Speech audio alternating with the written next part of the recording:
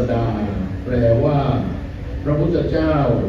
ทรงเป็นพระศาสดาผู้เป็นที่พึ่งของพุทธบริษัท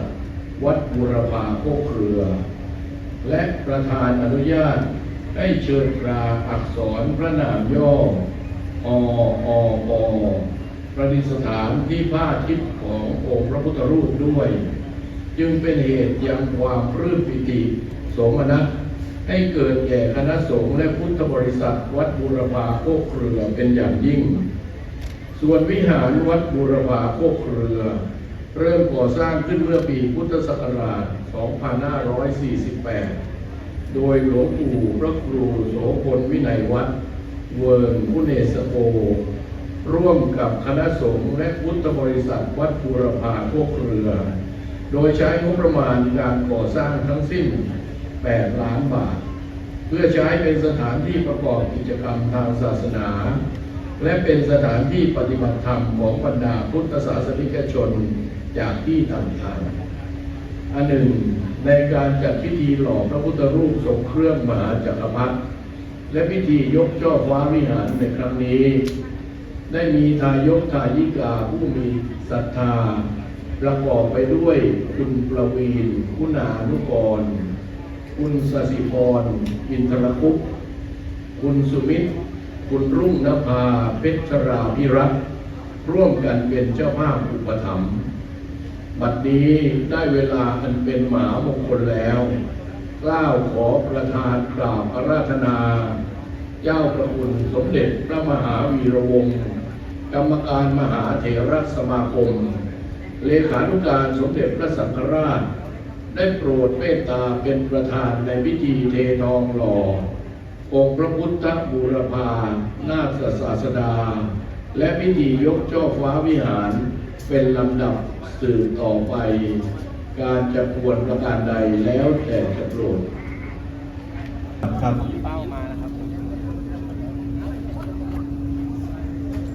จากนั้นท่านพระโกศีรับปาราคุณรองเจ้าคณะจังหวัดร้อยเอ็ดธรรมยุทธจะได้นำพระสงฆ์ผู้ทรงสมณศักดิ์ทั้ง10 รูปยังอาสนะสงฆ์ประกอบพิธีเจริญชัยมงคลคาถาตามลำดับ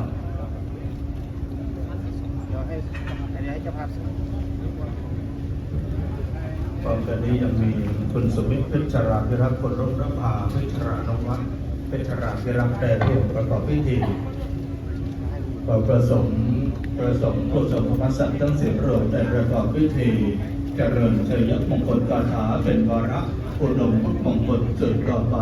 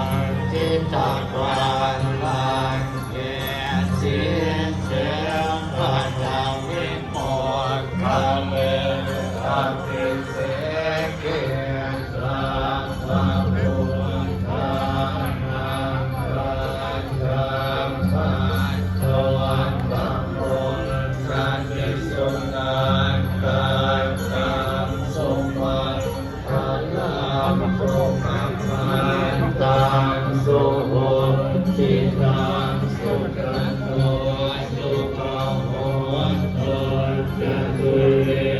ธัมมังมัจจาริสุปทานินังกายกรรมังวาจากรรมังปัฏฐานินังปัฏฐานินังมโนธรรมังปณิเทเตปัฏฐานินังปัฏฐานินังนิกัตตวันนรพันธันเตปาราคิเน